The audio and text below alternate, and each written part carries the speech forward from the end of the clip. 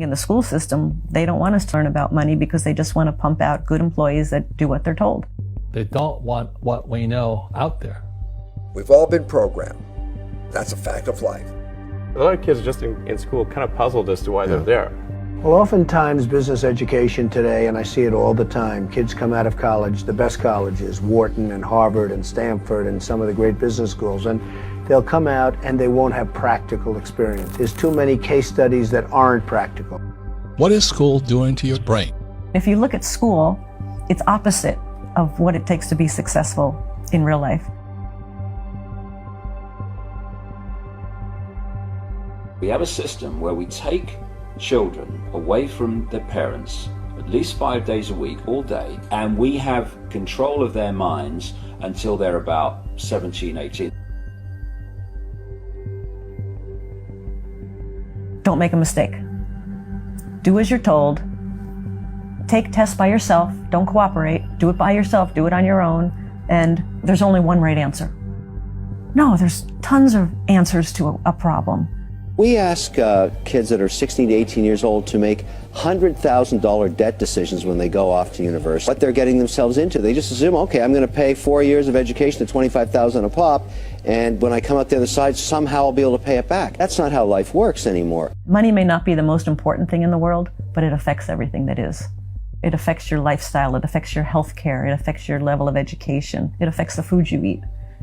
It affects everything on a day-to-day basis. It may not be the most important thing, but it does affect everything that is important. One of the reasons we have such a horrible economy is because of what our top schools are pumping out. People who all they do is care about themselves, and they create these CDSs, credit default swaps, and derivatives that damage everybody. When you were in school, were you an A student or a C student? You know, were you the star of the class or the flunky of the class? And if you weren't the A student, then did that mean you couldn't be successful? Is that what it means to you? If you didn't go to a great school, you're never going to be successful? What if you drop out? You know, what if you drop out like Steve Jobs and Bill Gates? That means you've had it. Jack Ma, who is the founder of a little company called Alibaba, he just recently said, if you're 35 and you're not rich and successful, you'll never be successful. Of course, Jack Ma is a school teacher. Former school teacher who struck it rich. But naturally, they have this idea that if you're not successful in school, you'll never be successful in life. And my contention has always been it almost damages you in school. You know, school damaged my brain, and my father was the head of education for the state of Hawaii, PhD. And I hated school. I mean, I sat there and getting pounded all the time for being stupid. People come out of school paralyzed. I think the school system is criminal in that it kills a child's spirit of learning. You know, a child goes into school all excited about, yeah, I'm going to learn and it's going to be great. And then the teacher says, sit down and shut up. Shut up! You just be quiet. You just be quiet. Shut up! You hit the thief. You hit the thief. Don't talk. We don't care what you're interested in. They just teach you what they want to teach you instead of finding out what the child is interested in and teaching to that. I think kids come out of school scared to death of making a mistake. They come out paralyzed. They don't know what they want to do because their spirit and their creativity has been crushed inside of them. So you almost have to do a whole reprogramming once you get out of school so you can find out what it is that excites you, what it is that where your passion is. Because once you can discover what's most meaningful, then decisions and life becomes so much easier because there's more joy, there's more better communication with relationships. But they don't teach any of this in school. They just say, sit down, do as you're told, take the test by yourself, and don't make a mistake. If you're not successful yet, you might be a late bloomer. This is especially for those with students still in school, or you're struggling financially and you're over 35, or you're an old guy and you still haven't made it. Well, I hope you have a cash flow board game, because the cash flow board game is the best teaching, much better than a boring old school teacher, because cash flow involves your brain, your emotions, because you hate losing. You have to physically do something, and it inspires your spirit, because, you know, losing is a wonderful thing if it inspires you to win. I still play Monopoly. My rich dad just started playing Monopoly with me.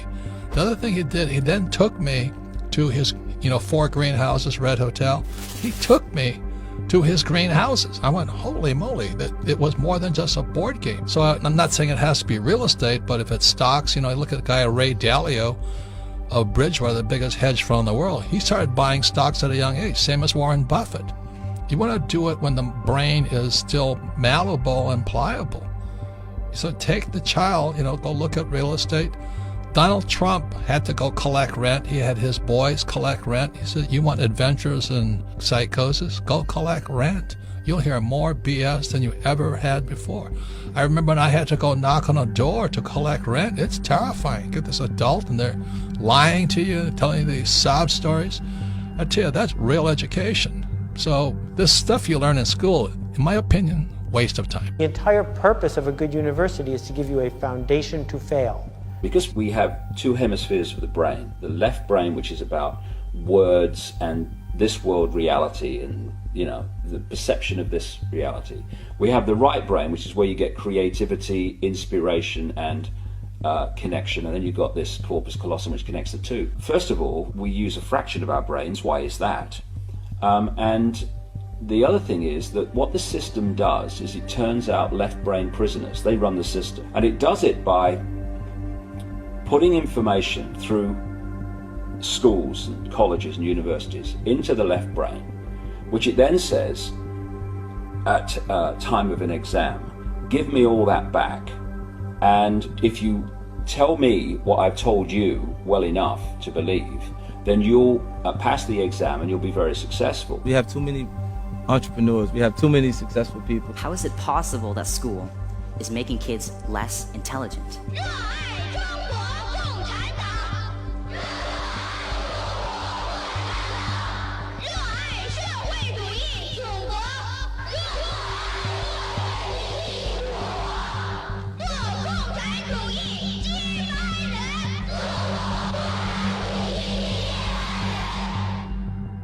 Go to high school, get a diploma. Go to a good college, find a stable job.